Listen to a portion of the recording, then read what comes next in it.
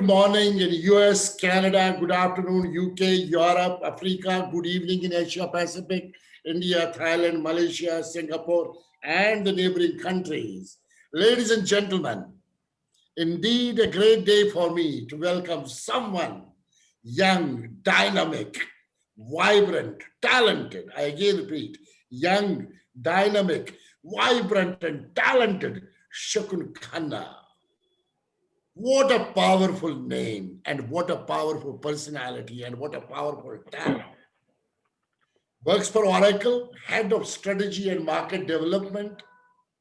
And I welcome him to this prime time leadership excellence series called New Meaning of Leadership. It is indeed my honor to introduce such a great business leader to you, ladies and gentlemen, who are joining now on various platforms or who will be watching this later. When you look at him, Shaakun, he is a smart and handsome, not only by looks, but by his thoughts and action. In fact, when I look at Shaakun and I know him for so many years, just a moment, I know him for so many years, he has been one of a very strong business leader for me. And I have had some personal connect with him. And especially last visit to Jammu University, rather it is, what university? It's known as some university in Jammu, the biggest one, wherein he was part of team of 22 great business leaders of the country, wherein we did HR Congress, and two of the ministers were part of us. Shakun again came out very bright there, and his thoughts were very well received by faculty as well as the students of Jammu and Kashmir. Shakun has seven number, which is, a very powerful number for him. And that is seven is his birth number, and it has got a very special significance. He studied in seven schools in seven different states. He worked for seven companies before Oracle. He traveled to all seven but one continent, and he had seven careers so far. Shakun is a very highly sought after business and HR transformation expert in Asia and serves as head of the Human Capital Management Applications Strategy Asia Pacific at Oracle Corporation. He also the co-founder of Consentus Advisory and a master coach with International Center for Contemporary Consciousness. Over 2 decades, Shakun has been a transformational advisor to many Fortune 500 and industry leading companies. During his period, Shakun has been the CEO of Right Management, head of IBM Smarter Workforce, and leader of employee engagement and leadership development practice for Gallup Consulting. This employee engagement and leadership development is very close to my heart. I love you, sir. Has helped many organizations transform their business strategy, digital footprints, employer branding, talent management, organization design and development, employee experience, leadership development, and succession planning. Shakun works specifically with large and medium family owned businesses to help them evolve for the next level of growth, succession, and excellence. The unique combination of his talent and expertise is business strategy, leadership development, change management, HR technology, and business management, which makes him a complete advisor for family companies and boards. Shokun carries a very rich experience with him, which talks about managing businesses organization in various leadership roles.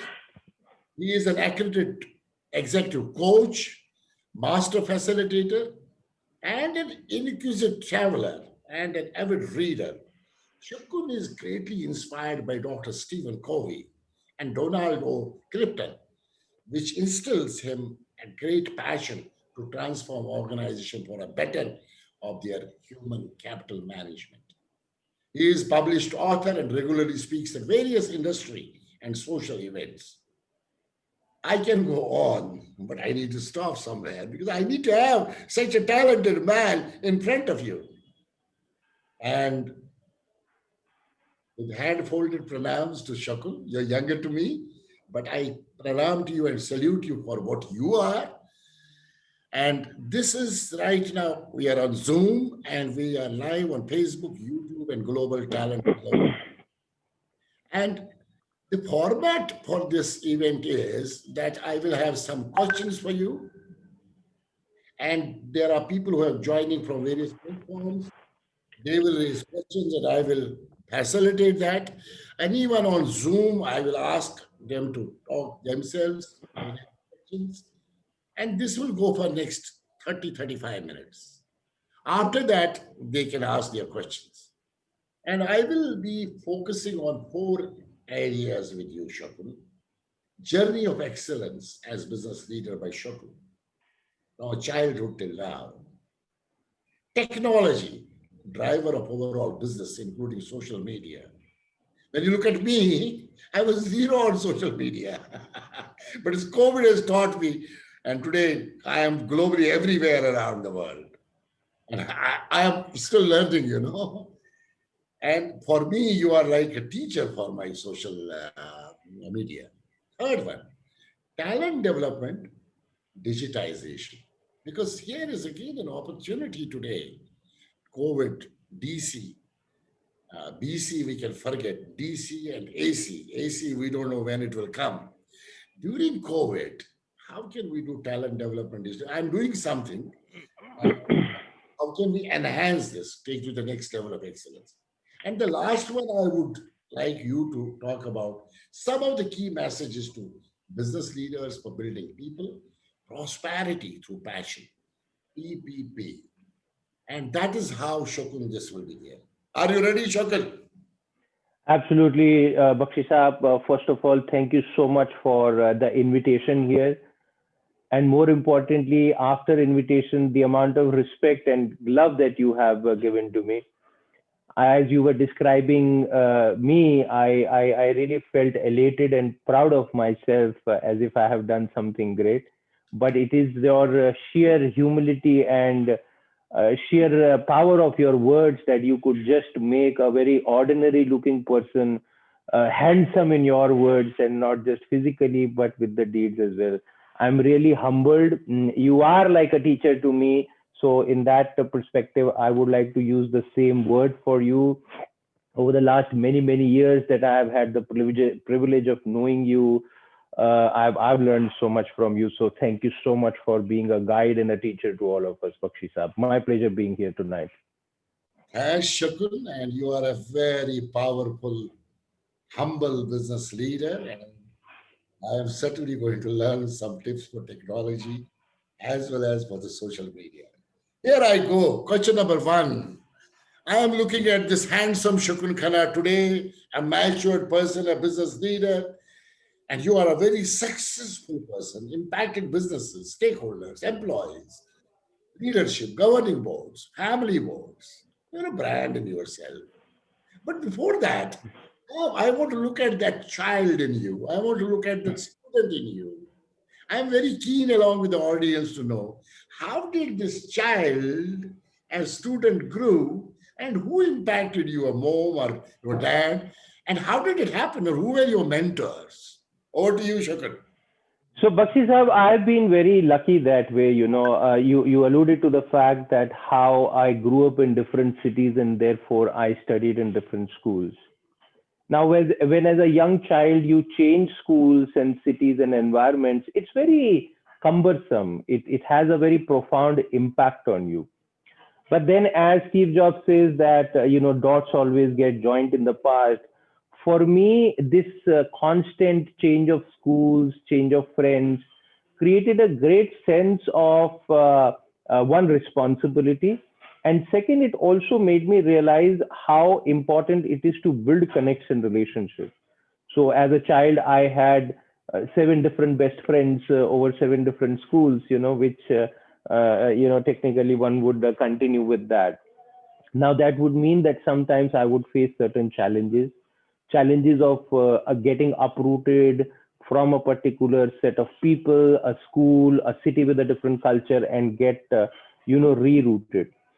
So that gave me my first lesson in, I would say, independent maturity, because I was now responsible for my relationships. And that even today has really helped me, because I do believe in connecting with people proactively, and making new friends. I think that has really helped me. Academically, I was a very average student, in fact, because if you are changing schools every now and then, it has an impact. And a very interesting thing happened with me. I'll take 2 extra minutes, but I think about 10 years ago, when I read this book, Outliers, that's where I got my answer. I was a very bright student, but one of the times when my father got transferred and I had to join a new school, I was in third standard at that time, and I was a very bright student. So the principal of the new school said that, Mr. Khanna, your son is very bright. Why don't we give him a double promotion, and instead of putting him in class fourth, we will actually put him in class fifth. Now, while that was a matter of great pride for my family, and I also felt myself very proud, but it had a very negative impact on me, because 1.5 year of difference at that age means a lot. Physically, I then became the youngest and the weakest child in my fifth standard, right? Because I was to sit with the fourth standard people. So therefore, I faced a lot of challenges which were sometimes rooted in inadequacy. But at the same time, I realized I did not realize this, and I carried that little guilt or weakness till 12 years ago, when Daniel wrote this book, and he explained why this was a advantage for me or a disadvantage. So while I did not do very well academically, but my ability to adapt, really get developed, and in the process, I really got some learnings which I believe have shaped up my career and my overall being today. I think my mother had a very profound influence on me from a confidence, a capability perspective. The child who's struggling with the fifth standard people when he's supposed to be in third standard needs a lot of nurturing. So my mother had a very profound influence on me. And my father gave me my work ethic, which is all about hard work, right? While we, of course, now work with technology and we are in the era of smart work, somehow my father gave me this whole mantra of hard work. So today, part of the success I've seen is because I've been able to adapt to smart working, but not let go of the hard worker in me, and therefore smartness with the effort has given me some advantages in life. And lastly, I think we had a teacher in school. Her name was Mrs. Kavita Kakkar. She used to teach us economics, right? And I think on my overall person as a leader, if I look at it, she had a very profound impact on me. So overall, I had a very, very interesting, very, very diverse, very, very challenging, yet very humbling childhood. And I am what I am, like anybody else today, because of those experiences. Beautiful. Yeah, mom's care and dad's hard work lead you to smart work. But at the same time, when we talk about smart work, it certainly involves that hard work. And in case we are not working hard, in case we are not taking actions on what is required in time and working consistently on our projects and on our profiles, however smart we may be, it doesn't work. Beautifully. Shakun, when we talk about your this personal number of seven, and I am looking at the seven schools, seven companies, seven continents. And when I look at the seven number of yours, the powerful number, I love the 7 number, and mine is a 9 number. We are very close. There's 8 only in between. You are ahead of me in everything. So this 7 is very lovable number. I would like to know, as a business leader, with this 7 number, what were those challenges you faced? Was this 7 number always in back of your mind to give, I am number 7 and I am going to get here? What were those issues, challenges, and you mitigated and broke it and became Shukun Khanna, what we see today in front of us on new DNA of leadership, talking about leadership excellence. So no, first of all, this 7 thing occurred to me just like that. I once picked up a book on numerology and I started reading it. And then I realized, oh, this is a pattern. And today I just created a story around it, so it could have been a 6 or a 9. But what is important is if I look at my career, first few years, like anybody else, I struggled. But my work ethic of smart work and hard work made me jump onto opportunities as they came in my way. When I started my career, and as I told you, I was a very average student, so I did not have a great, academic qualification. So I started in sales and marketing.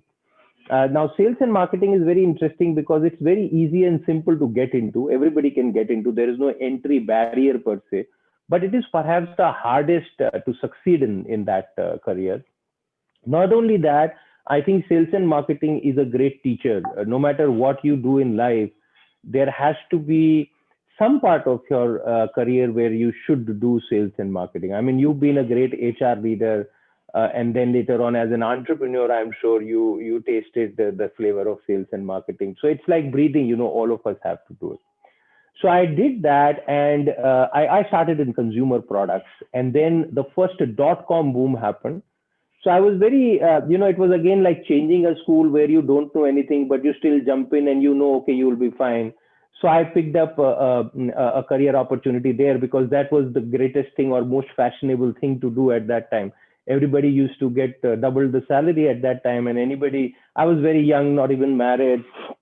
So you get into .com, you are like a fashionable person. Of course, the .com bubble bursted. I then joined telecommunication, which was the next big thing that was happening. Thereafter, insurance and banking happened in those 4 or 5 years. I joined that. And by the time I realized that I wanted to do something beyond sales and marketing, and I found the next level of sales and marketing in training and development. And that's where I became an entrepreneur. I started. And from there on, of course, I failed as an entrepreneur, by the way. Failing of the entrepreneurial ventures tilted my career towards consulting, and that's where I joined Gallup, and the journey has been very, very different. Having done human capital consulting for about 10, 15 years, I again got an opportunity with technology, and like you mentioned, I had no clue about technology. In fact, I still remember when I joined Oracle, my then boss asked me, okay, what do you know about HR technology? I said, actually, frankly, I don't know anything. And I don't even know why you have invited me for this interview because, there was some search consultant after my life to do that. But then I realized that, oh, the life has changed. So over these 7 careers in 7 companies, I realized that the world operates fundamentally on some commonsensical principles. It's no rocket science, the basics of business, the basics of leadership, the basics of being a nice human being who could be successful in any situation are fundamentally very, very commonsensical. And I kept on applying that common sense and kept on rapidly learning things about businesses, which today seem very complicated and complex. Now, today, when I talk about, cloud transformation, great technology, and perhaps since, I've been with Oracle for half a decade now, it seems I'm doing a fairly okay job. It's all rooted in common sense and not in fancy engineering degrees that I don't even have. So my mantra has been be open, embrace the opportunity that comes your way, and always go back to common sense. These 3 things, if you do, seldom you will fail in life. That's what I have learned. Wow, beautiful. Humble guy saying that I was an ordinary student. He learned from every every opportunity he got, and he is combination of hard work and smart work. And then coming to a technology company, half a decade, and leading this HCM in Asia Pacific. Fascinating career what you had, and of course, we all have ups and downs in life. When you look at you as an expat HR director handling three continents and then getting into own entrepreneurship, and it's the blood, sweat, and tears. But I keep my heart active and I keep my life active, and it has been a great journey. In the process, I met a lot of people who are making me to learn every day. I'm getting excited to be with you this evening. What a powerful evening, my dear friend. While on your journey of excellence, all of you know that technology is becoming very important to all of us in the world. As I said, I have been blank on technology. I just learned in COVID day. World is polarization, Uberization, Zomatization, all nations around. It's part of our lives every day, every minute, every second. Now, as an HCM with technology, what do you share with us, especially the audience who are going to be watching you now or later? How do you share with us how technology can be really a great value? We all know during COVID days to an extent. But then, as an expert of HCM with technology, how can this be a value add to all of us in days to come?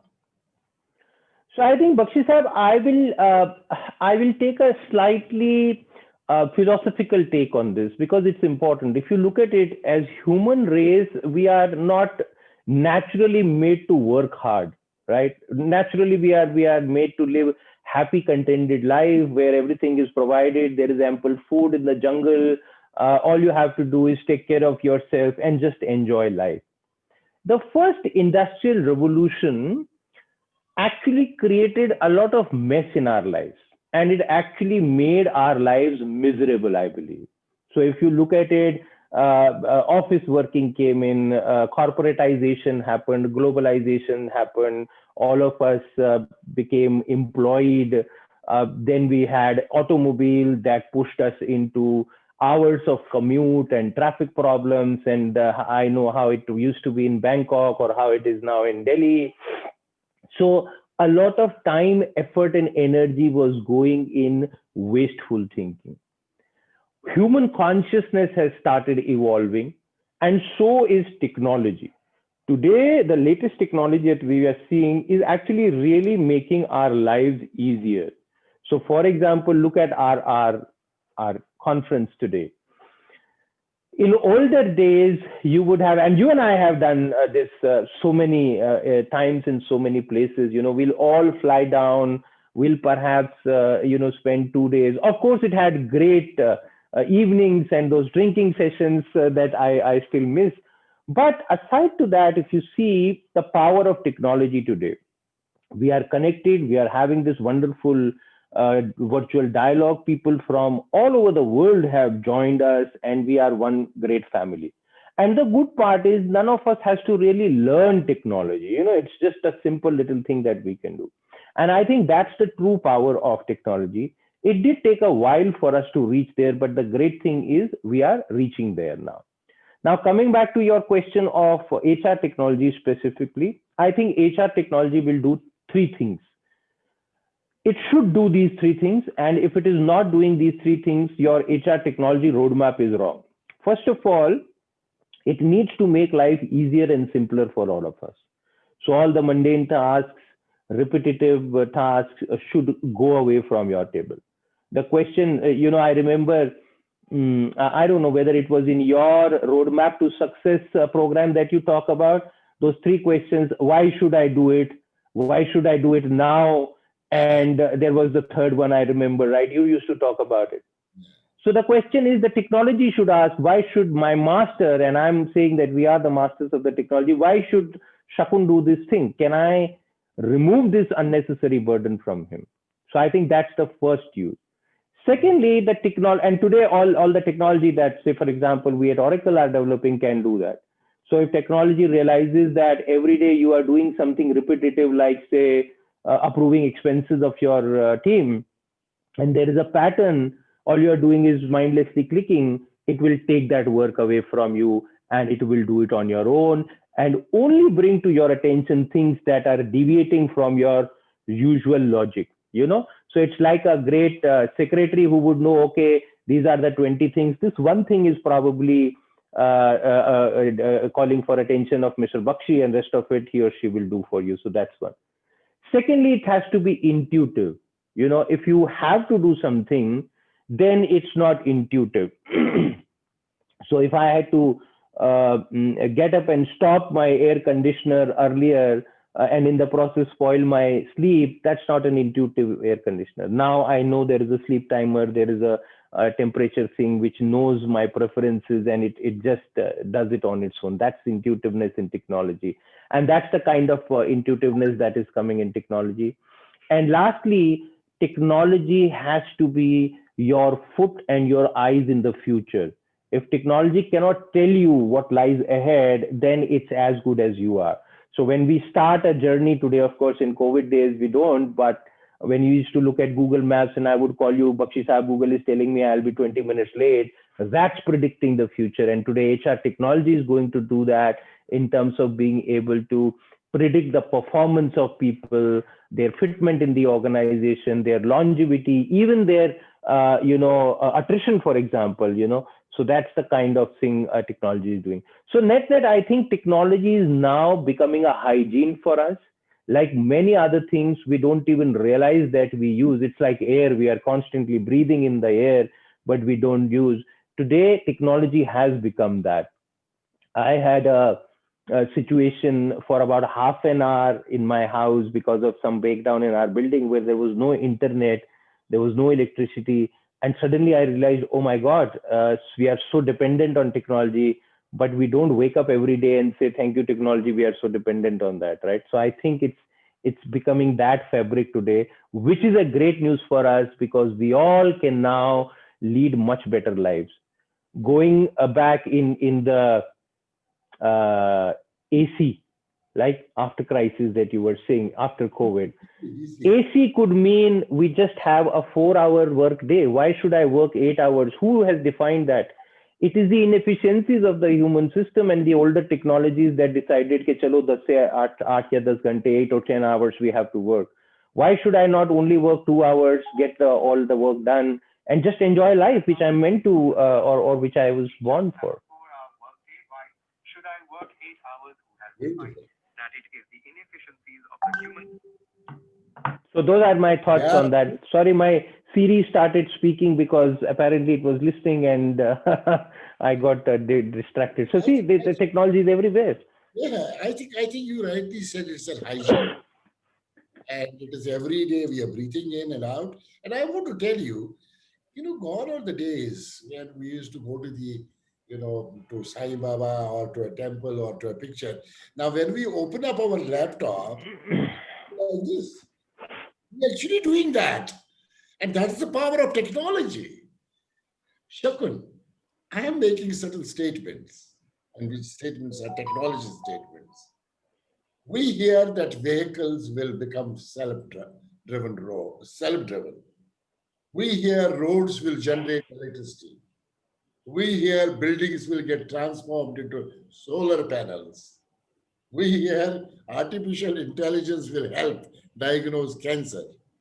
We hear passenger aircraft will breach the suborbital level things. We say that bridges won't be constructed but 3D printed.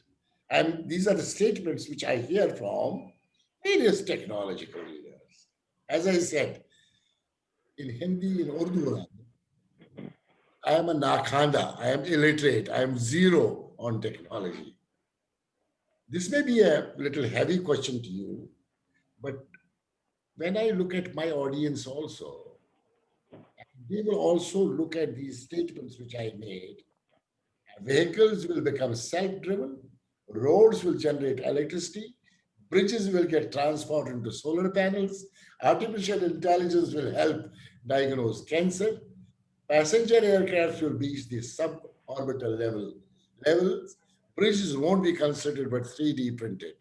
So when all these statements are there, you are an expert today, and that's what is your role in this particular new DNA of leadership. To share with me and my audience, whether what do we understand with these statements? So, Bakshi Sahab, sorry, but pardon me my saying this, but all this is not will be, it's already happening today, right? Either in real life or in prototype. And I think that's a great news. Look at the COVID crisis and the development of the COVID vaccine. Now, all said and done, we are saying, oh, vaccine is not coming. It is almost there. We know 5 vaccines are out there.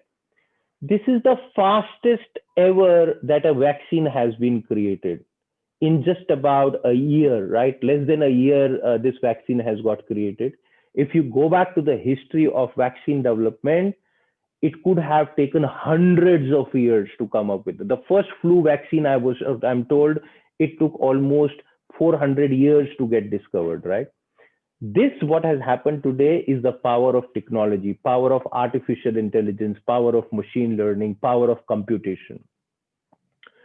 So therefore, before the pandemic, if you had asked the experts how long will it take to develop a vaccine, they would say, oh, we don't even know the disease, it will come, then it will be years. But once we entered that crisis, human consciousness, human ingenuity can actually use the technology to create great results. So all these things that you are talking about have already happened, and largely they have happened for the greater good. Now, what is happening is, as I said, mundane tasks will get taken away, which is a good news. You would still want to enjoy a drive, right? So you would actually take over. And I know when I first hired a driver, there was a day when I said, okay, bhai, you go and sit on the other seat. I will drive today because I want to drive, right? So people will now not be doing things because they have to do it. Technology will make us do those because we want to do it, right? So if I have to really build a bridge quickly, I can 3D print that. But a sculpture will still want to make a nice statue, So printing, 3D printing of a statue is, yeah, possible, no problem if you have to have a statue. But it is the pleasure of doing things that the technology will free up time for. And I think that is absolutely wonderful and great, because now human beings will be having so much of time, energy, and mindfulness to focus on creative thinking, solving bigger problems, and taking technology to the next level, rather than worrying about doing menial things that were important. But in the first industrial revolution, as I said, mechanized and wasted a lot of our time. So I think all in all, everything that you're saying is right now, right here. In fact, today, if you ask me what will be the next frontier of technology, the answer is we don't even know. All these things that you mentioned about 5 years ago was, I see. Today, when you are mentioning, people would say, yeah, I've seen a documentary, I've seen a prototype, I've touched a product, 3D printed, all that is done. Now, what new will happen? I don't know. It could be, a vaccine getting developed in just about a few days. I think the next frontier of technology will be to tell us what is going to happen. The next level of development will be, we'll never hit a next COVID crisis like this, because in all probability, technology will tell us what is going to happen in 2025, and therefore what is it that we need to do today and live a very predictable life. Ah, so you're absolutely right. It is not going to happen. It's already happening. Cloud is already there. Artificial intelligence is already there. And you gave a very sound example of any pandemic wherein such a vaccine coming up in such a short period of time, and which is, we are very close now to this. And it has and possible because of technology. and I'll share something very interesting that happened with me during the pandemic. I went to my parents' house. I took my son there also, and since we had a lot of time, we started cleaning cupboards. Now, one of the old cupboards, I found a collection of cassettes. Remember the audio cassettes, Bakshi Saab? Cassettes, there were cassettes. So my son looked at it and said, "What is this?" I said, "This is cassette, and this is how you used to play the music." Now, my son is a streaming generation. He could not understand the limitation that if you don't have a song in your cassette, what does it mean? What does it mean to go and buy a new cassette or exchange cassettes with your friends? Or sometimes in my generation, we used to get cassettes overwritten. You erase the old one, and he could just not understand that because for them, technology is so there that he can't just imagine that you will be limited. He asked me, so if you're driving down and if you've got only two cassettes in the car, what if you get bored, right? You can't change that. That's a very different world. So that's today it has happened. And in my time in college, I could have never imagined a life when not only every song I like, but every song that exists is there on my command at any given point in time Absolutely. across the globe. Today it is there. Absolutely. You are absolutely right. Children who are the new gen, they really don't understand. And I remember 20 years back when my son, he was a child, he saw a typewriter at my father-in-law. What is this? I said, Mhm. typewriter. He said, what is typewriter? Now, he's, of course, in the industry of yours, technology, and of course, HR. He's working for a multinational in Canada. Selling products of software. So what I'm actually getting inclined here now is being an HR person, and we help a lot of organizations in terms of talent development enhancement. So my specific question comes on this, that now we are into DC right now, and we will go to AC, and BC was totally face to face. DC is only through the virtual route, and AC, I don't know, but people are still. I always write on my status, share the old video of being in the classroom, 500 people in the, five-star hotel, and talking to them, and I write there, "Kabhi lौट आते मेरे बीते हुए दिन." A lot of people send it back to me, saying that probably not. What I am trying to talk to you is, how is talent development enhancement going to be in days to come, especially AC? Whether AC is after 6 months or 8 months or 2 months or 1 month, we don't know. COVID has changed the entire concept of relearning, and I am myself a keen student on this. So, do you think this face-to-face thing is going to go away completely so far as talent development enhancement is concerned? And what is going to be the percentage in this? A lot of trainers, we are all doing free right now. We are not charging anything, but then there are people who are charging 599 rupees. And many people told me, you also do it. I said, I don't want to do this. I will wait. Let's see. I am not getting into this kind of a race. I do everything free. I don't charge even 1 rupee, 1 baht, $1. What is going to be, you are an expert, what is going to be on talent development going So, forward? Bakshi Saab, AC, the learning and development and the talent management ecosystem will be divided into two parts. There will be a fast food kind of a part, and there would be a sit down fine dining kind of a part, right? And that I will say is fast food here would mean technology driven bite sized learning. Because when it comes to learning, let us look at it. Why do people learn? There are two fundamental reasons why people learn. One, because they have to get something done. Secondly, because they have to enrich themselves and they feel good about it. So when it comes to things that you need to learn to get certain things done, that will get into the fast food kind of modality where you could actually you are about to say cook something, and you just look at a YouTube video which is 2 minutes and you cook it and you eat it and you are done. Similarly, you are about to go and appear for an interview. You say, okay, what is the best answer to tell me something about yourself or whatever you have. Watch a one or two videos and you are done with it. So that will all get digitized. It will be freely available. It will be industrialized, right? And of course, monetization opportunity there, I don't know. It will be very different. So if you look at the Udemy's of the world, the Coursera's of the world, they've got created multi-billion dollar enterprises out of that bite-sized fast food kind of learning ecosystem. The other piece would be where people are really investing in introspective learning, things that they don't know why they are learning, but they are learning for the sheer pleasure of it. So those kind of things will, I think, their face-to-face things, deep, meaningful interactions, the in-person events will continue.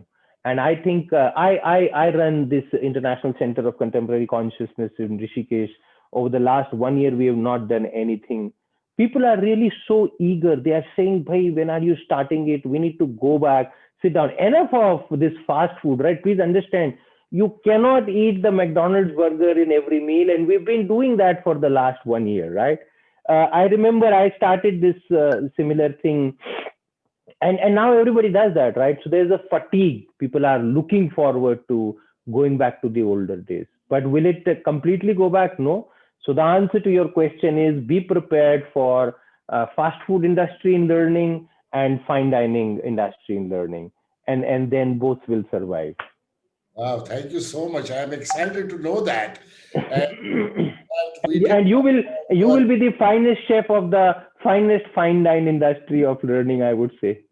I would love to do that. And I remember we did share a couple of years back when I came from Bangkok. You said you have a place in Rishikesh, and I'm sure I'm going to use it one day. Varsha, please note down. He has a beautiful place for a leadership retreat in Rishikesh, and certainly and surely, I think in AC we will love to use that place. Take even Shakun along and do a leadership retreat for an organization.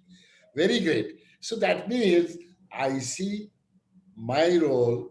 Similarly, many other people in the country, in the global world, were like me to be ready for a big bang. I was talking the other day to Scott Friedman from US, and he's again a wonderful friend. We know last 15 years. He said, DK, don't worry. We are going to be together. We change the world. So we are going to be changing the world together. We are doing that bit now. But of Yeah. course, thank you so much. And this reminded me about Rishikesh, and I love that place. Rishikesh is so powerful and beautiful, and we would like to certainly utilize that place one day. Now, after this human capital development, I am coming to what kind of skill sets as a business leader. We all talk about VUCA, volatile, uncertain, complex, ambiguous. This was going on last 4 or 5 years. And I had challenged this VUCA in 2018 itself.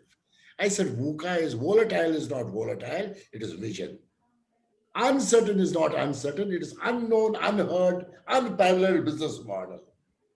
And complexity is not complexity, it is capability. And ambiguous is not ambiguous, it's alignment. So I was on a webinar and I said that one of the lady from IBM was talking from US about VUCA, and she was talking about, I said, I don't agree with your VUCA. And because these are my VUCA, she said, I don't believe it. And finally, I shared her the link of 2018 lecture because there was a board behind keynote address by DK Bakshi on VUCA. And when she got that YouTube of 2018, she got excited and she wrote back to me. She said, DK, I salute you. Having said that, the VUCA and COVID is the super, super, super 50 times VUCA. Now, in this VUCA and beyond this VUCA, this AC, beyond DC, a new skill set of leaders and managers are required in the new era, in the new beginning. With technology taking over a lot of things, do you share? Do you have? I have seen many lists around. I have made my own codability list of, skill set, and I would share that with you. Varsha, please do send to Shaakun in his email. the codability list of skill set. But today I am asking you, what kind of skill set the managers and I leaders? think, Bakshi Saab, everything that everybody is saying has some or the other relevant. But I think, to my mind, there are three prime skills that are timeless and fundamental to human existence going forward. The first skill, which is the most primitive skill, is the learnability itself. The first thing people need to learn is to learn how to learn, right? Lots and lots of people do not understand that. Uh, When we got into academic excellence models, we were taught not to learn things, but learn one thing and stick with it. So if I got a mechanical engineer's degree, I became a mechanical engineer, and my entire career, my life, my being was typecast into that I am a chartered accountant, or I am a doctor, or I am a mechanical engineer. And unfortunately, this did not teach us things to learn, how to learn. So I think the first skill we need is how to learn. You started by saying that I was a Nakhand in social media. But Bakshi Saab, you don't understand. You develop this skill of being able to learn, whether you learn Thai in your, earlier days, or you learned new technology or social media today. You are leveraging that skill that you have, which is how to learn. So that is the first skill. The second skill I think is required is about being mindful. We all became so engrossed in mindless activities that we completely forgot about how to be mindful. COVID has taught us that when we had a lot of time, we did not have to commute and travel. So a lot of people have become much more mindful. But I think the second thing people will have to develop is how to be more mindful. Lastly, it's about technology adoption. The way technology is going to evolve is very rapid, right? Now if you were in US in the mid 40s or mid 50s, and you decided that I will not learn how to drive, then you would certainly face a lot of challenges going forward. Similarly, today, somebody who says, "Oh, I don't want to use technology." I mean, before pandemic, for example, there were a lot of people who said, "Why should I use a smartphone?" For example, right? It's not required. I'm not on social media. Suddenly, you realize that you can't survive that. So I think technology adoption is the third skill. To sum it up, I think the first skill is learn how to learn. Secondly, mindfulness. Third, technology adoption. With these three things, I think everything else becomes secondary. LMT. Wow. Learnability, mindfulness, and technology adoption. Shakun, you gave me a lot of learning today. I can tell you this three. Of course, I keep on talking about learning, unlearning, and relearning always before COVID, also in BC also. But I think what three things you said is absolutely necessary and critical for all of us around the world. And technology adoption, which has been done to an extent by millions of people around the world. We are 7 billion people, but I think there must be billions of people rather around the world. And that's very great. I'm coming now, almost closing my questions, and I'm coming to one of the last question. Shuk, you must be aware I'm running a program called hashtag Women Power, a global movement. I've taken a mission of 2021, 100,000 women on this platform, and by 2024, 1 million women on this platform. We come across around the world. There are about 20 countries, irrespective of caste, creed, color, nationality, and religion. 20 chapters in 20 countries. I have every Saturday an interaction with one of the powerful women, women of substance. In fact, I can see Sarifa Yonis from Australia already listening to this conversation right now. She is going to be one of my women of substance in next program, and she's from Australia. She's already watching us. And Dr. Kiran Bedi has been my mentor and the first women power. And under the United Nations Sustainable Development Goal, number 5, wherein gender equality and women empowerment is very important. What is your, as a business leader, your take as on gender equality and women power. And especially when I talk about not only your take, Oracle as an organization. So before I talk about Oracle as an organization, Bakshi Sahab, I'll tell you in my personal opinion, gender equality will never happen.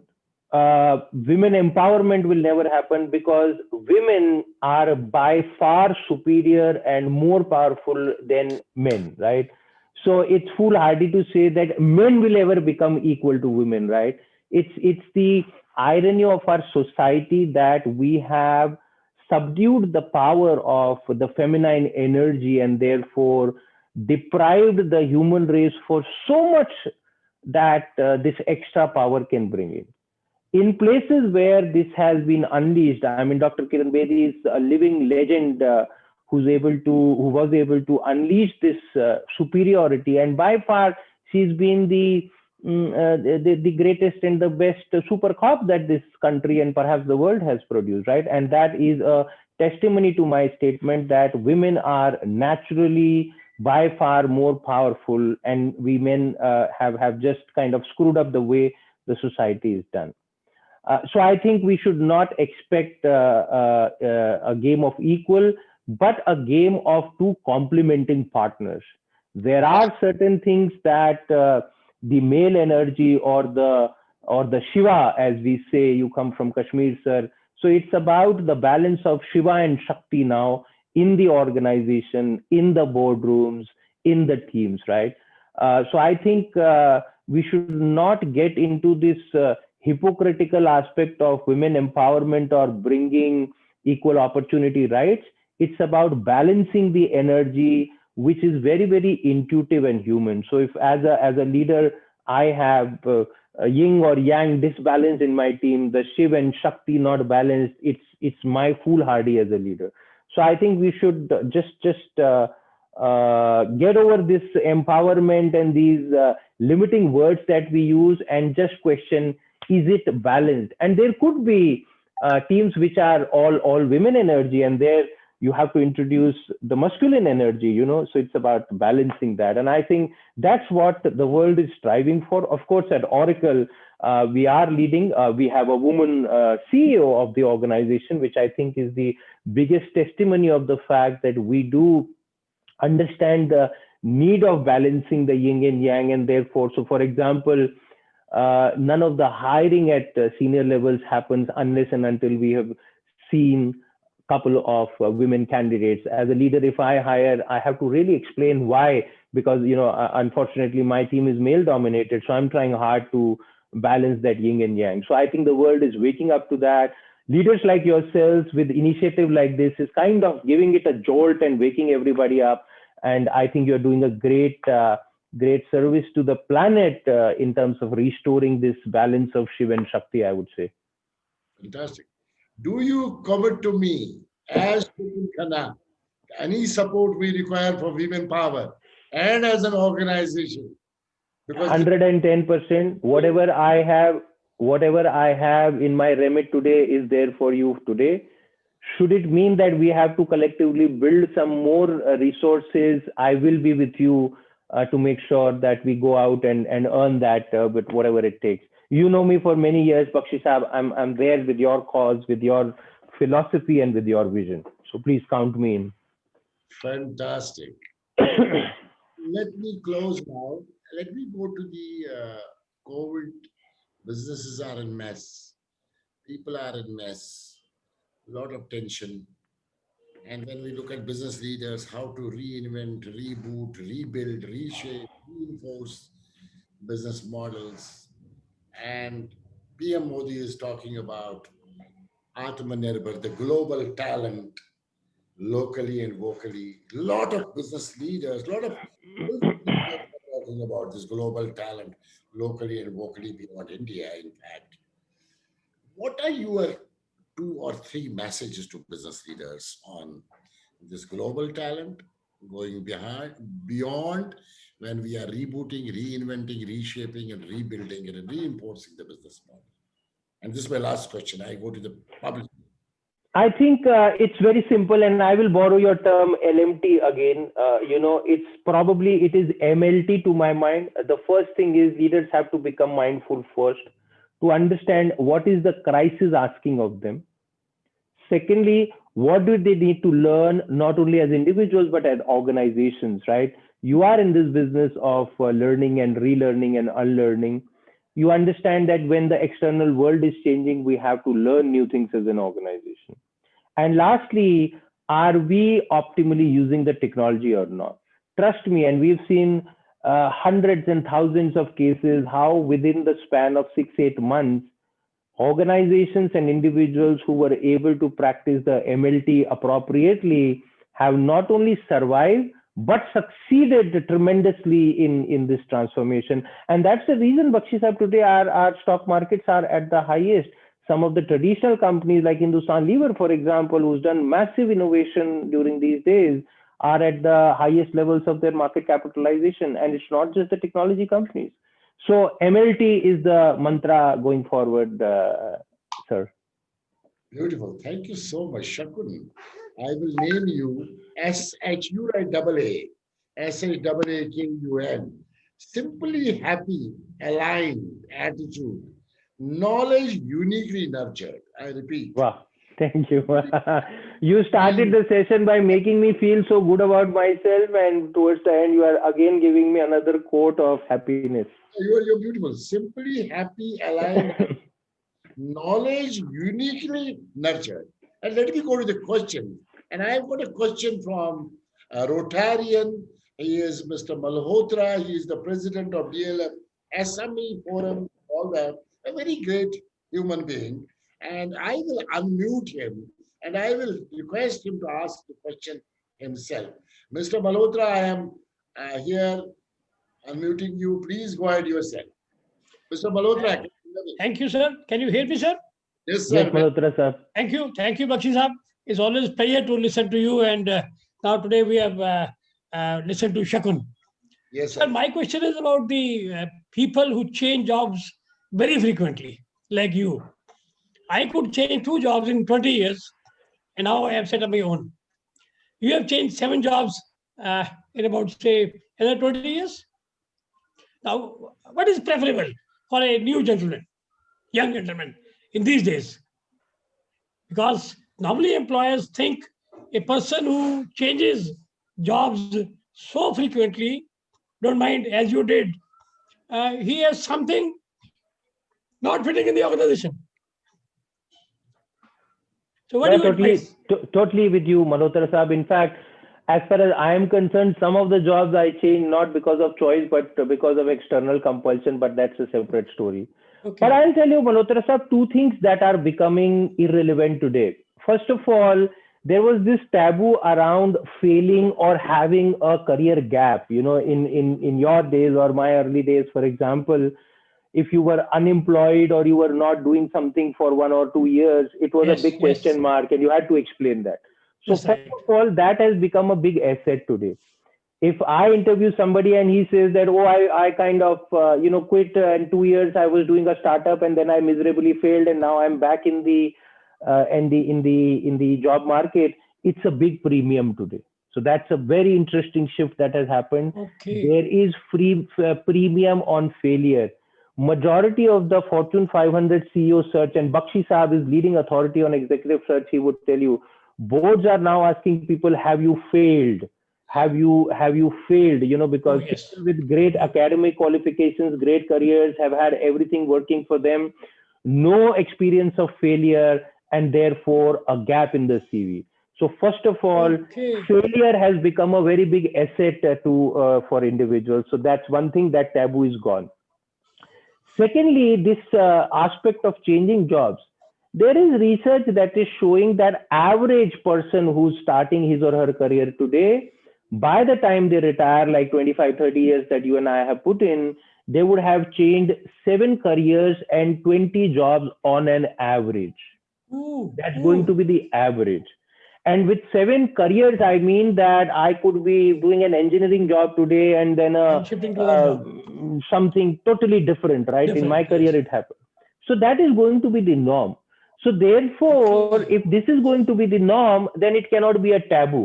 The taboo of Okay. yesterday years is now becoming a strength. I asked Listen. one person who joined, who shifted every year. I was the CEO of Right Management, and I asked him, every year you change the job. What's the guarantee you will not leave Right Management? He said, boss, there is no Yes. guarantee. In fact, you have to guarantee me that you will be able to retain me. That means you will be Fantastic. able to take Fantastic. care of it. So he was non-apologetic, because that's what talent is. He said, I'm not giving a guarantee. You give me a guarantee that you will keep me happy. Therefore, I will, otherwise I will leave. Right? Correct. Correct. I don't think so. I would have said that, I would have given reasons why I would stick around. People don't care anymore, and that's the way. And I think as leaders, Fantastic. we have to wake up to that reality. Correct. Thank you. Thank you very much. Thank you. Pleasure, Wonderful answer. Malhotra sir. And I am unmuting Vivek Harkoli. He has a question, and Vivek is again a well-known business leader. Together, we did a lot of work in global world, in Europe, especially, and Asia Pacific. Vivek Harkoli. Good evening, Mr. Khanna. Good evening, DK Bakshi. Yes, sir. Good evening. Good evening, Vivek ji. Please call me Shaakun. I would do that. Thank you.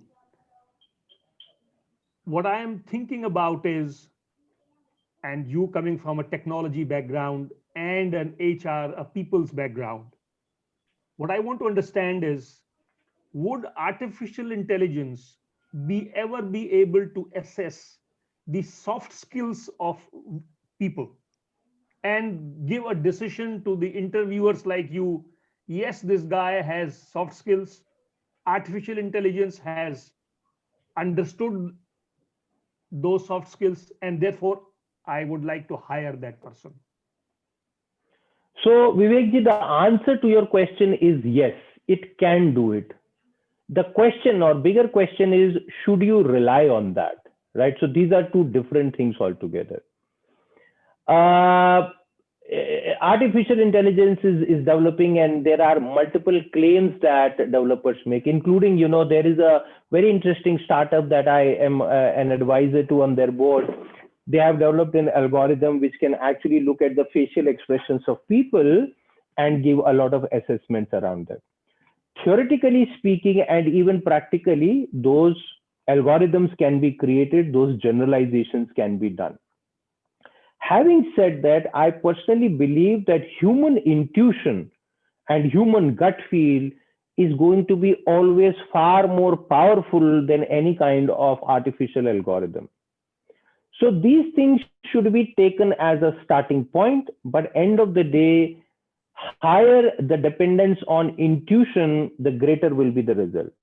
And remember, as I said earlier, if the leaders are high on mindfulness and then they are operating from gut feel or intuition, they will always be much more powerful than artificial intelligence. Artificial intelligence is a substitute for lack of mindfulness. Artificial intelligence is not a substitute of a mindfully intuitive leader. Never, sir. Thank you. I appreciate that. Fantastic. That's a great learning for me as well. Ah, wow. I have Manorama Bakshi, a well-known name in the country. She is a writer, she's a speaker, and she works for Tata. She does a lot of work for United Nations globally. And she is also into women empowerment, gender equality. At the same time, she leaders in terms of leadership. Yes, Manorma, I am unmuting you. You can ask your question. Can you hear me, sir? Yes, Manorma, Yes, please. ma'am. Good evening. Good evening, DK, and good evening, Mr. Shaakun. It's great to hear you. Even though I joined a bit late, I was driving and I had to park my car by the side so that I can hear you. It was so good to hear you, sir, when you said about the empowerment, women empowerment, especially you gave the example of Shiv and Shakti. And definitely, I do a sort of like I have been brought up in Kashmir and Srinagar, wherein we have been hearing these kind of things. And throughout India, also, we do accept that Shiv and Shakti, I mean, they are the, you can say, the two facets of the coin, and they need to work together. But so my question is actually, I mean, the experience has shown us, especially the Indian experience, like for last 10 years, almost a decade, when we talk about the women labor force participation, there's a huge disparity. It was a 33% almost a decade back, which has reached down. Today we are at 17%. And there is a disparity when we talk about the urban and rural, atmospheres. When we talk about that, I mean, these are like, just by namesake, we're saying that woman is more empowered, woman is Shakti, woman is this, that. But the fact is, there are huge disparities when we talk about the fair kind of wages, fair kind of working conditions, when we are talking about the opportunities for the training and advancement. So if we go by the World Economic Forum, they have said that it will take almost 200 years for a woman to reach at par with men, to earn equally with men, sir. And at the same time, sir, my humble submission is, sir, that the fact is that women in India don't own even the land, sir. If you will go to the rural areas and all that, almost you can say a woman spends almost 7 hours a day doing unpaid work. So these are some of the disparities, sir. And unpaid work, they are not being paid, while as men hardly spends 30 minutes, sir. So how are we going to sort of get the actual dividends of this workforce, this sort of like women, which they can otherwise contribute towards the national development? Thank you, Manorma. So, Manorma ji, I will answer this question in a very, very politically incorrect manner. I may hurt sentiments of some people, for which I fold my hands, I seek forgiveness. But since I have been invited to share my opinion, I will share my opinion with honesty. And as I said, if I hurt any sentiments, I apologize upfront for that. Not apologize, but I regret. I'm not sorry about what I'm going to say. First of all, I feel sorry about the exploitation that a human race has allowed towards women. That's something that is beyond anybody's control, but that is a global phenomena that has happened for specific sociological reasons, and we are all ashamed for it, and that's the reason why this is different. Having said that, if you look at the lack of opportunities or the fact that there are not enough women in senior positions, part of it is also because of the choices that women have made. The disbalance of power may be very visible in the workplace, but if you look at households, for example, and I think it's very sad that we demean the households. The amount of Indian households that are being led and managed very, very effectively by women CEOs is phenomenal, and that's probably the reason of our success as a society. Now, unfortunately, it's an unpaid form of work. It is not respected. That's a separate issue. The reason why we don't have enough women CEO is because the early age career abortion of women that happen because they choose higher calling of family, higher calling of motherhood, and they make that sacrifice of that professional thing that causes society its loss. Having said that, women who are determined, women who choose to succeed, and this is the politically incorrect thing that I'm saying, will be more successful and more easily successful than men. Dr. Kiran Bedi is a living example of this, the kind of success she has created for herself because she was determined and take care. So my humble submission, Manorma ji, there is that while we are waiting for that 200 years to come and change the external world, any woman here, and I'm a father of a daughter, and I tell her always, change your world yourself. Don't make those decisions under family or societal compulsions. Hear your heart, listen to your heart, and then be determined. Indra Nui goes up to saying that as the Pepsi CEO, her mother did not take her seriously, but she didn't heed to that. She did decide to create the success that she wanted to create. And let me tell you, ma'am, at her level or Dr. Bedi's level, they are equally paid, sometimes paid even better, more successful, more regarded. So I think we'll have to look at the societal problem and individual problems separately and solve the problem one at a time. Thank you so much, Manormaji. I think Shakun has been great to answer to an extent your question. Thank you. I have got now Anshul Sharma, director of the business school in Nai, Mumbai, and of course she's part of the Women Power. Anshul, I unmute you. Quickly Yeah, go. thank you so much, Dr. Bakshi, and great seeing you, Shakun here. And I have a connect relatively with you is that I'm an ex Oracle uh, corporation, and I'm also number 7. So these two things certainly giving me, another inspiration rather than just attending your session. It's brilliant, brilliant, because whatever I can see is coming from heart, and it's irrespective of what people will think. You are just putting up your own opinion. So that's really brilliant about you. And see, my question to you is that when you were sharing about that we have a choice, wherein technology, what impact technology is going to make is about that if I want to drive my car or I want to hire a driver for it. But my question here is that some people have got that privilege to buy a car or afford a car, but there are still almost in the rural area of India, if we talk about almost 65% of our population belongs to that area, and they may not be able to afford that technology or they cannot have that much of affordability.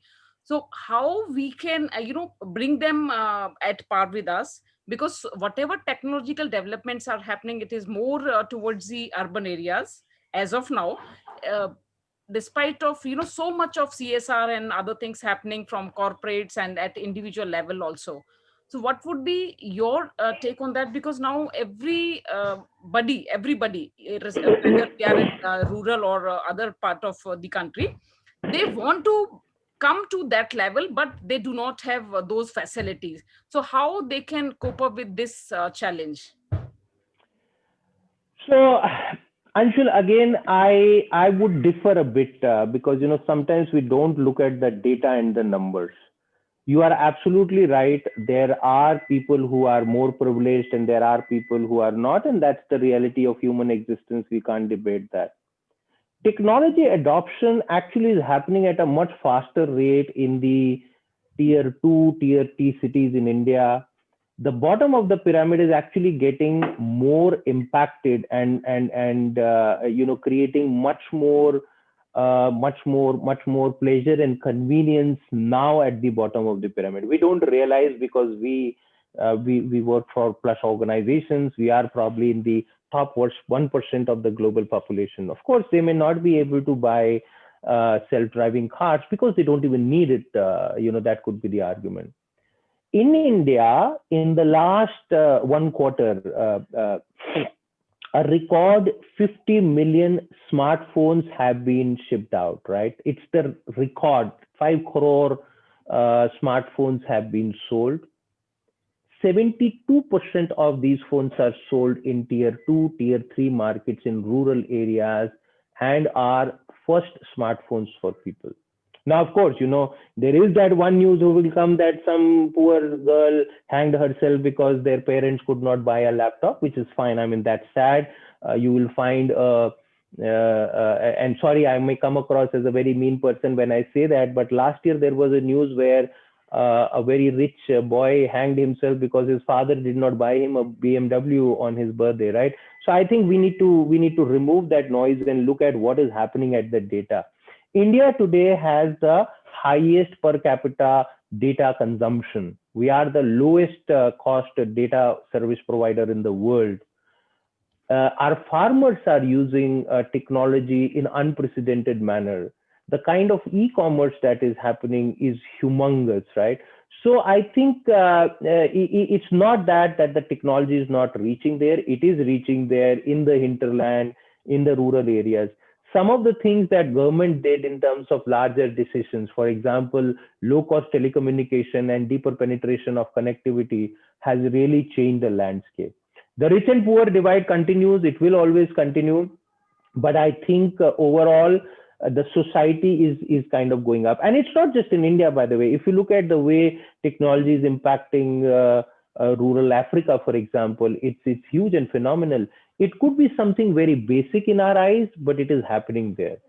So let's not limit technology usage to luxury product like self-driving cars, but also look at how a small little WhatsApp is changing lives of millions and millions of people in rural areas.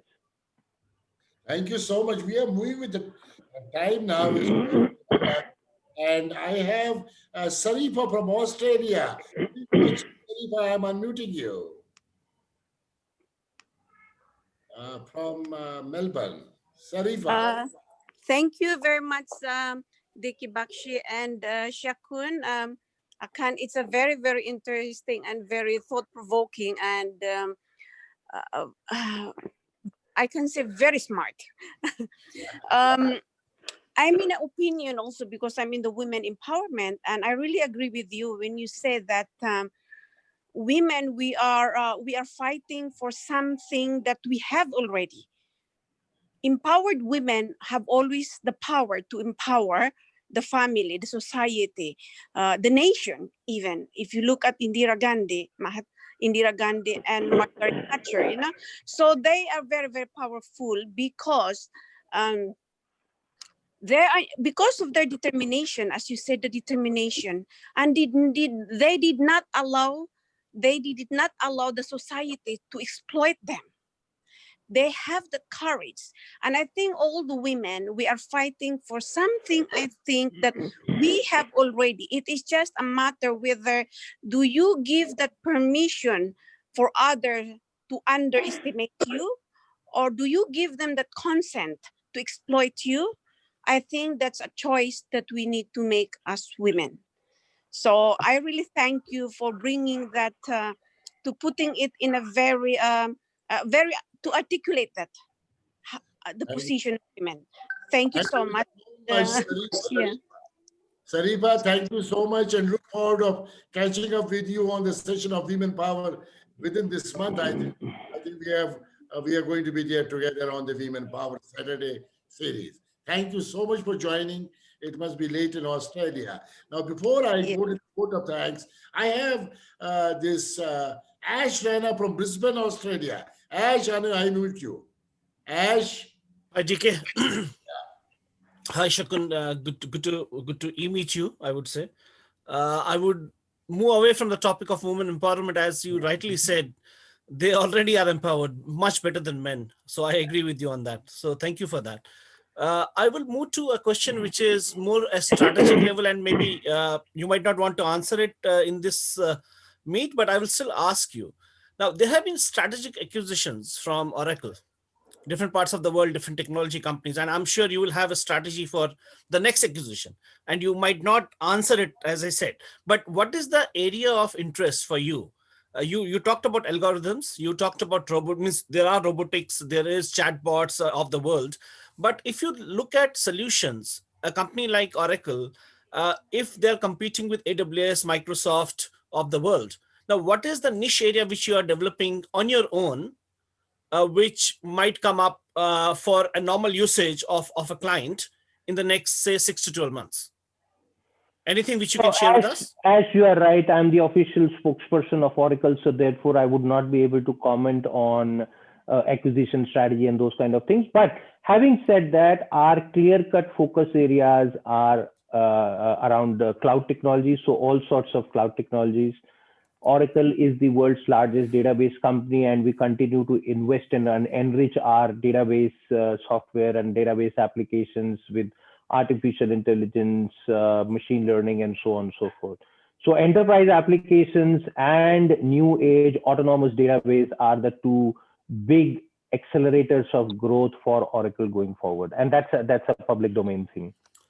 Perfect. Thanks, Shaakun. Thanks for that. And just to add on to that, I have worked with Birlasoft, who used to be an Oracle partner in the past, but I have started my own venture now. So thank you for your answer. Ash is a very dynamic IT support to us, and he represents global talent in Australia, and we are his supporters in India and Thailand and Canada. Great guy. And now, last question, I am taking Sushil Tanejaji. I am unmuting you. This is your last question, sir. Quick, sir.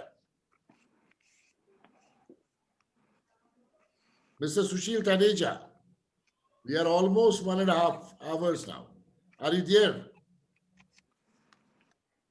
Mr. Taneja, I unmute you. Taneja is muted from his machine, I can see.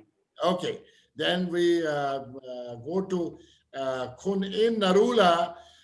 In Narula is our Thai Sikh. He is the Director of Global Talent Thailand, Bangkok, well-known facilitator, trainer, leadership coach, and he proposed the vote of thanks. Yes, in Narula, Savadikap. Namaskar ji. Yes, sir. And Namaskar, Namaskar.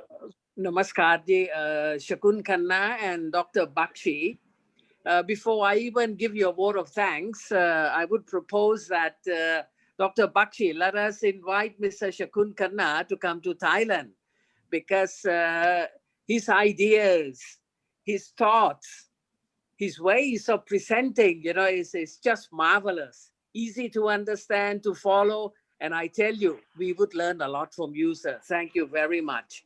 Wow. Now, let me formally thank you, Mr. Shaakun Khanna. I'd like to take this opportunity on behalf of audiences around the world to thank Mr. Shaakun Khanna to no end for his very powerful discourse this evening. We definitely learned a great deal. Let me try to recap what Mr. Shaakun's idea, thoughts, and recommendation on the DNA of leadership is all about. I'm going to sum it up into 7 points. First one, as he is growing up, he's almost like the children of diplomats. And children of diplomats are more successful because they learn to adapt. They are uprooted and they have to adopt again and again. And they learn to be open-minded, and they are culturally very sensitive. And that is what you have been through. And this has contributed to your very success, I feel. The second point that he has made is about smart working and hard working. They have to go hand in hand, and that's very important. The third point, HR technology. You have to make it easy and simpler for people to use it, make life easy. The second point in the HR technology is it should be intuitive. And the third one, it has to be foot and eyes for us all to look into the future. It has to be predictable. It has to help us to make that prediction. The fourth point today, we will live a very predictable life. We will have time. How are we going to use that time is our choice. You use to do what you want, meaning time will be of no pressure. So we need to use it very wisely. Once again, do what you like, have a great hobby, and that's very important. The fifth point, the talent development, the skills that we need. We need hard skills, and that you can get from anywhere. But what is important is the soft skills. The soft skills are, for example, emotional resilience, the skills of working together, interpersonal relationship. This would be very important as we go into the future. The sixth point that I would like to make, very important once again, the skill set that we need to move forward after the COVID. We must learn how to learn. The second thing, we have to be mindful. Now, in the Chinese philosophy, mindful to the extent that we must get the important job done. And equally important, we must also learn to leave what is unimportant undone. So we have to prioritize very importantly. And lastly, technology adoption. We need to be able to use technology to our advantage, capitalize on it. The seventh point that he made is about women. Women are already powerful. The choice is yours. You need to be able to, if you want to, you can do it. If you want to change, you can change. And that's very important. Yes, the 7 points here, once again, Mr. Shaakun Khanna greatly thank you for your discourse this evening. We learned a great deal. Whatever the points that you have made, I think they are very relevant. We need to stay relevant. Thank you very much. And God bless all of us here, especially you sir, Mr. Shaakun Khanna. Thank you, Nurullah Sahab. Pleasure. Thank you, Kap Dr. Bakshi. Vote of thanks again. He's again one of my mentors and leader. I learn from Achan all the time. And he travels to India also regularly. We go to many places regularly. He was with me in Afghanistan training women leaders, senators, parliamentarians. Yeah, Shakun, you know where we are now? We have crossed 90 minutes of this discussion. My God. And I don't even know about it. And I have not taken questions from other platforms. Shakun, I love you. I admire you, what you are. 7. SHAAKUN is also 7. And I told you what you are. SHAAKUN again 7. Simply happy, aligned attitude, knowledge, unity, nurture. I respect you and I am so grateful that you spent time with us and shared your vision, shared your thoughts with the entire world. And this YouTube is going to be available within the next 30 minutes. Thank you much and Ari, for supporting me and making it sure that it is possible. And in fact, very soon by April, I'll be coming out with a digital, notebook of new DNA of leadership, as well as by April, I will be coming out with Women Power Digital Notebook, which will be available around the world. Thank you very much. Thank you so much for inviting me here. This is a great service that you are doing to the community and all of us. So I really appreciate and congratulate you for your initiative. Thank you so much. All the best. Thank you, Shaakun Khanna. Take care. Bye-bye. Have a great Thank you, evening. Nurullah Sahab. Good evening. Thank you. Yeah, Sarifa, good night. You are in mid. Good night. Good night. And in you are also going to be good night mode. So India is Good night, Dr. Bakshi. Bye-bye. Take care. Bye-bye.